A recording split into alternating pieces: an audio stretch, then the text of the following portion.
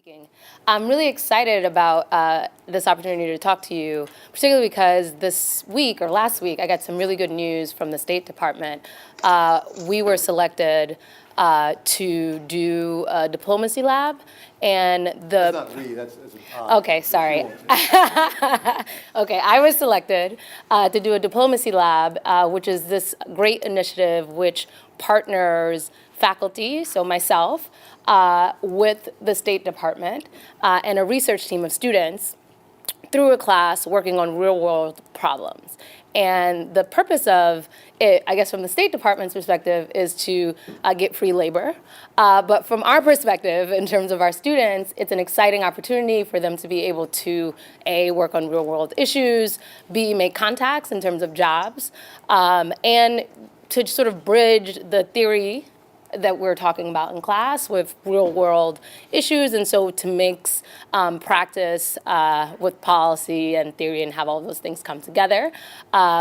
Students are able to interact with State Department officials throughout the semester. The particular project that I'm going to be working on with them next spring is on international criminal law violations in Africa.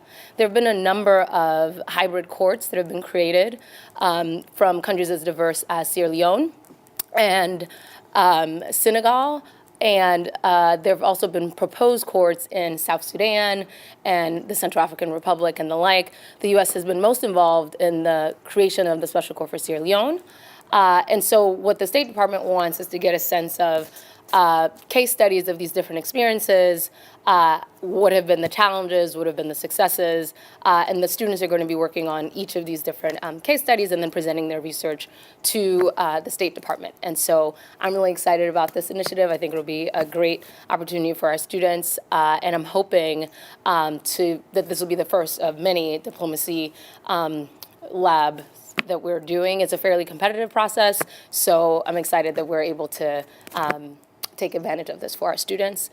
So that's the one I'm most excited about. I can also talk about my scholarship. I am excited about that as well, but it seems somewhat less exciting given recent developments. But I write in international law and international criminal law, and so most of my research is focused on international criminal justice, transitional justice. I most recently published a piece in the International Journal for Transitional Justice on a proposed regional court in Africa. I also have a piece that's come out this year in the Columbia Journal of Transitional Justice talking about the influence of regionalism on international criminal law. And then I have a work in progress that's looking at international responsibility for infectious diseases, one looking at Ebola, and the companion piece looking at Zika.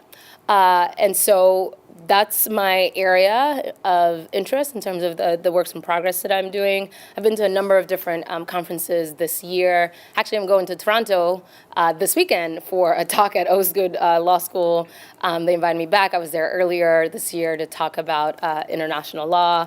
I was at Duke Law School earlier this year for a Women in International Law conference, and then have been involved in an African court research initiative, and so was in Tanzania over the summer, and at Iowa College of Law over the summer as well. So I travel quite a bit, and what I'm really excited about, though, is being able to sort of match my research interests with students and getting them more engaged in the area of practice that I'm interested in.